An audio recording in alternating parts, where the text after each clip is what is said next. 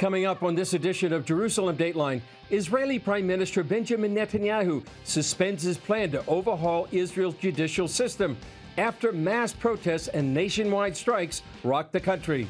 Plus, the battle against terror heats up in the Palestinian city of Jenin, how Israel is working to stop new attacks before they happen, and living under a brutal blockade. Azerbaijan tightens its chokehold on Armenians in Nagorno-Karabakh.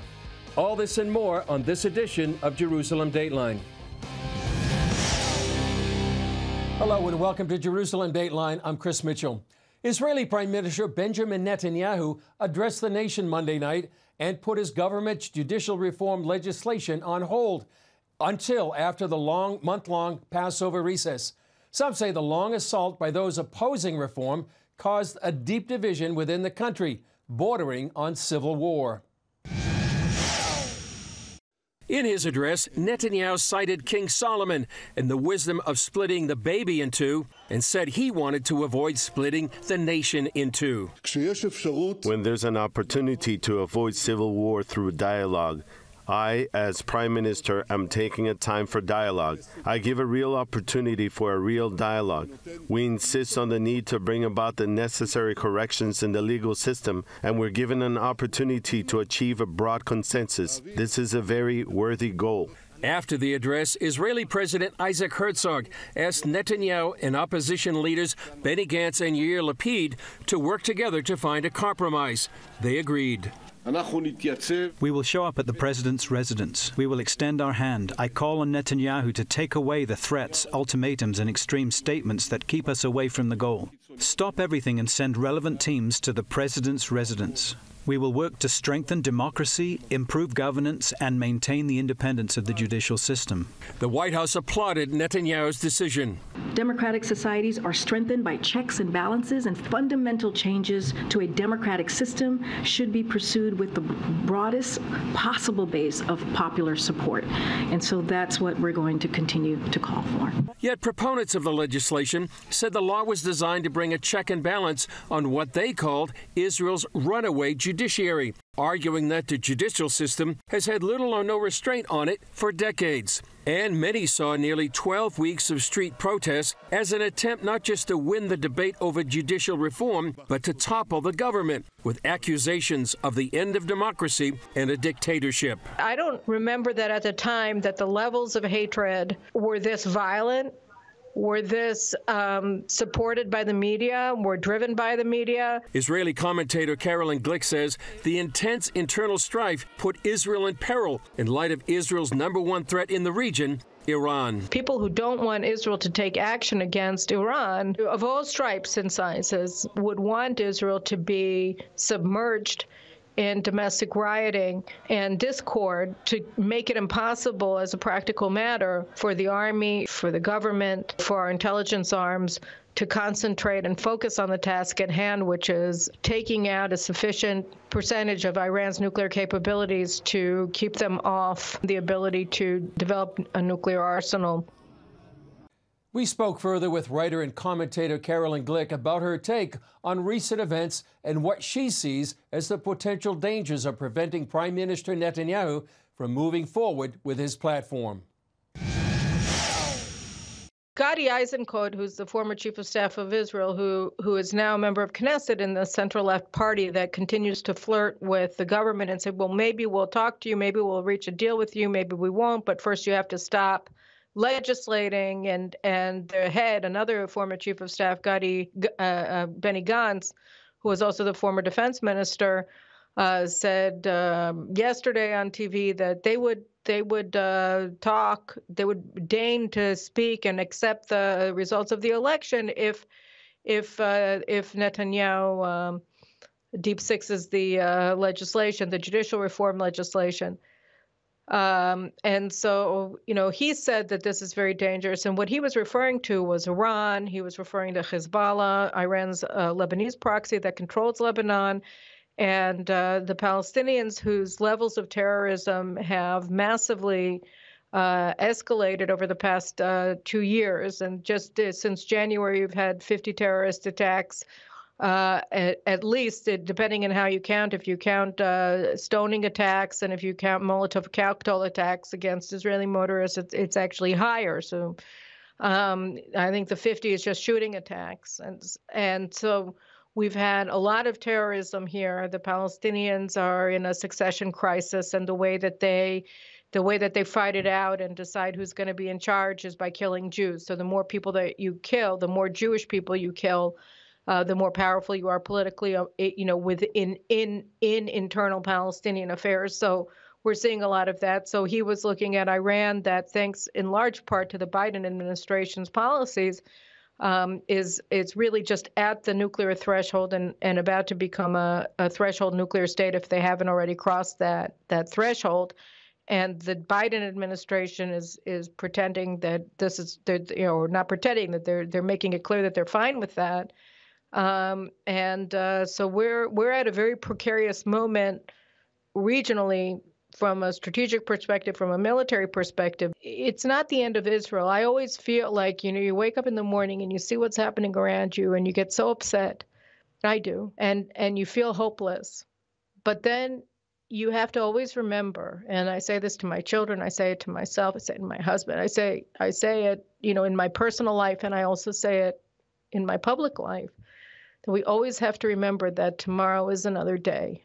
And the fight never ends, and we always think we're going to get to a point and we're finally going to win. But even if we had been able to do it this time, it wouldn't have been over.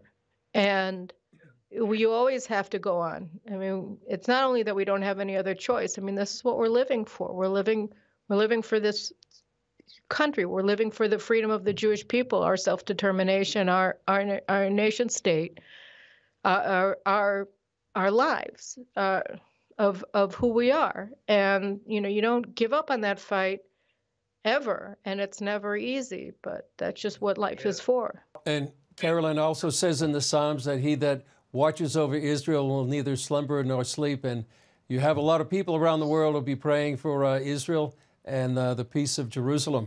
Thank you. And we also, we feel it. Jerusalem isn't just the capital of Israel. It's the capital of the Judeo-Christian civilization.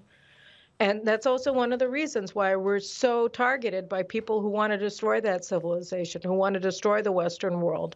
Because if they can do that, if they can convince a sufficient number of Israelis that it really isn't worth it, and they might as well just join some sort of global, post-nationalist world government or something, then there won't be any more church either. So, I mean, you're right. He who blesses Israel is blessed, because the seeds of all of our identities are found in our Torah, are found in the stones of the city of Jerusalem, and that's just how it is. We continue and keep looking up. Thank you, Carolyn, for joining us. Thank you so much, and God bless all of you for your support for Israel. Up next, Israel is working around the clock to stop terror attacks before they happen. We take you inside one city where the fight against terror has reached new heights.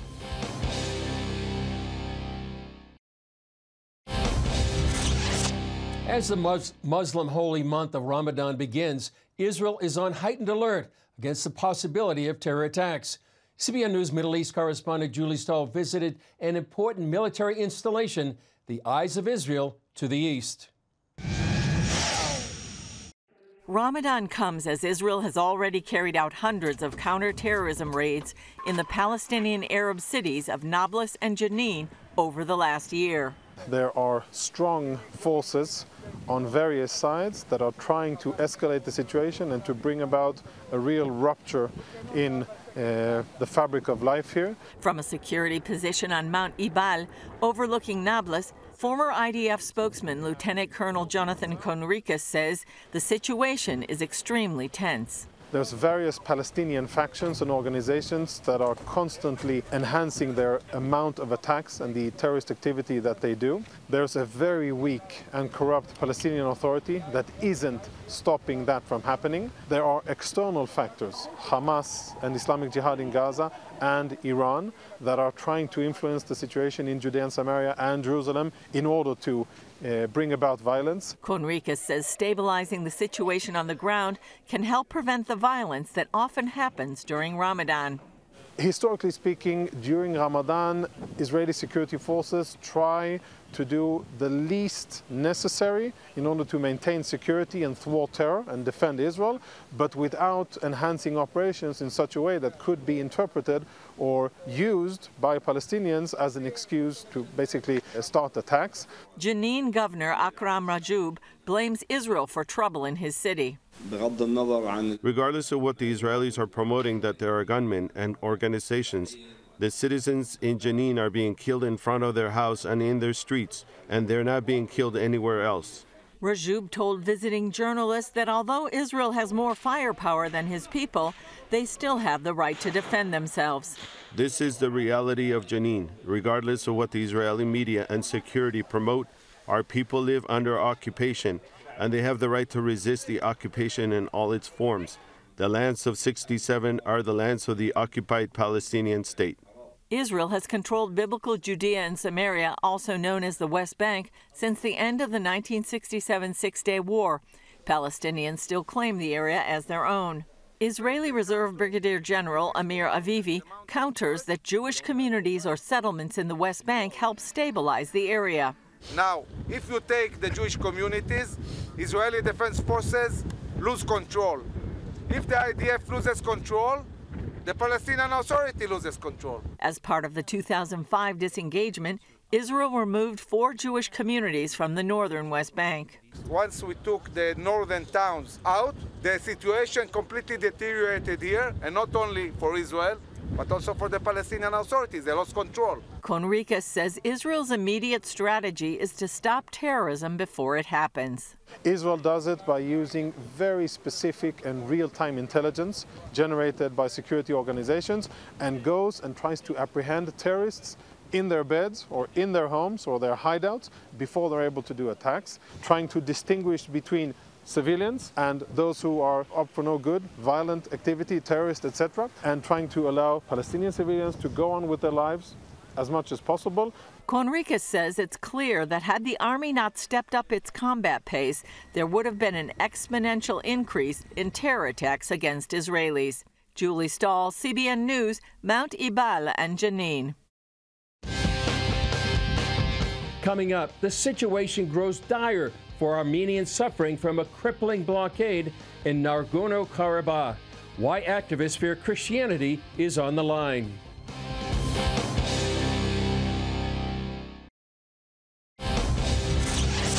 The situation for Armenian Christians in the region of Nagorno-Karabakh continues to deteriorate and threaten lives.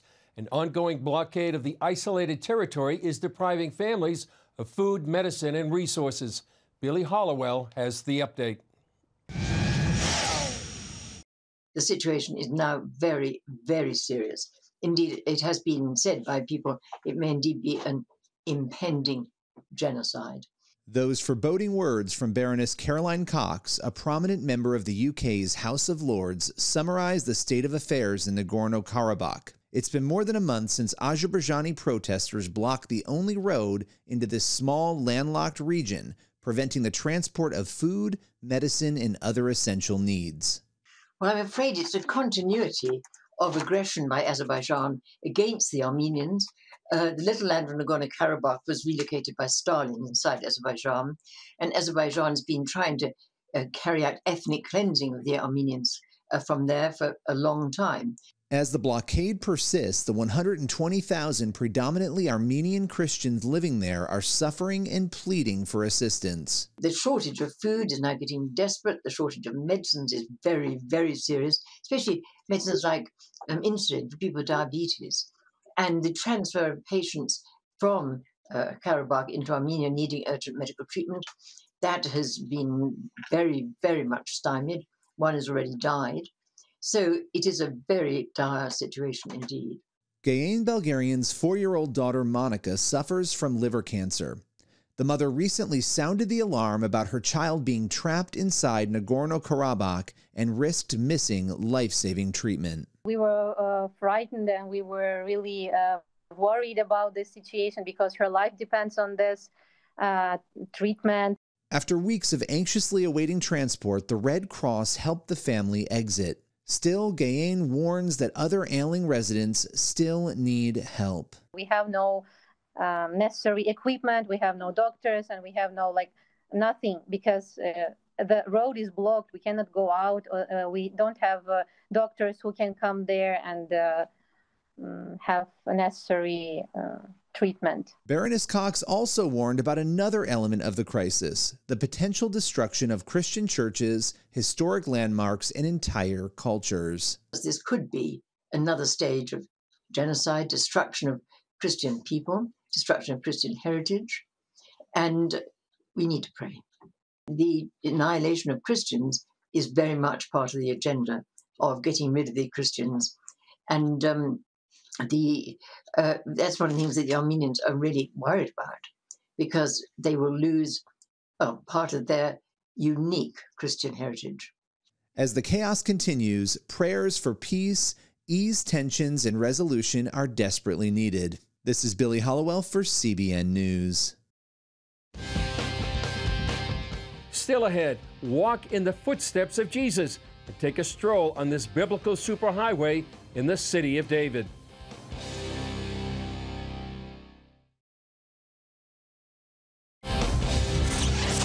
In ancient Israel, the Jewish people obeyed the biblical commandment to travel to Jerusalem 3 times a year for the temple sacrifice. One of those occasions was for the Passover holiday in the spring. 2,000 years later, the road they walked on is uncovered for all to see. Take a look. They call it the biblical superhighway, the pilgrim's path that led to the Jewish temple in ancient times. The places and events and the peoples that make Jerusalem, Jerusalem. For Christians, for Jews, it all happened here in the city of David. This is where the beating heart of Jerusalem is. We're talking about the Pool of Siloam. We're talking about Mount Moriah, the Temple Mount. We're talking about the city of David. The pilgrimage road links them all together. For Jews in ancient days, their pilgrimage began here at the Pool of Siloam. It's a mikveh, or ritual bath. It's the size of 2 Olympic swimming pools. They would purify themselves here before going up to the Temple Mount to worship God. The historian Josephus says that 2,000 years ago, on the pilgrimage festivals, there would have been more than 2 million people going up on pilgrimage. That's a lot of people who need to bathe. The pool is also where Jesus healed the blind man, as recounted in the book of John. Its location was hidden by a road until 15 years ago, when a sewage leak led to excavations, the discovery of the pool, and much more. The archaeologists, when they find the Pool of Siloam, so they understand if that's the pool, and they know where the temple stood on the Temple Mount some 2,000 years ago. The same Temple Mount is today.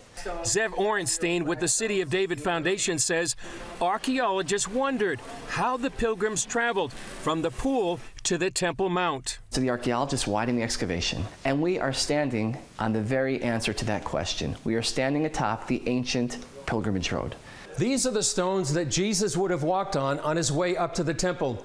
And now the significance of the excavation of the pilgrimage road is that for the first time in 2,000 years, visitors will be able to walk all the way from the Pool of Siloam up to the Western Wall. The word in the Bible, the Hebrew words, is aliyah l'regel, or ole regel. Now, what we understand that to mean is it's a spiritual ascent. You're going up to the temple, going to Jerusalem. It's a very holy place.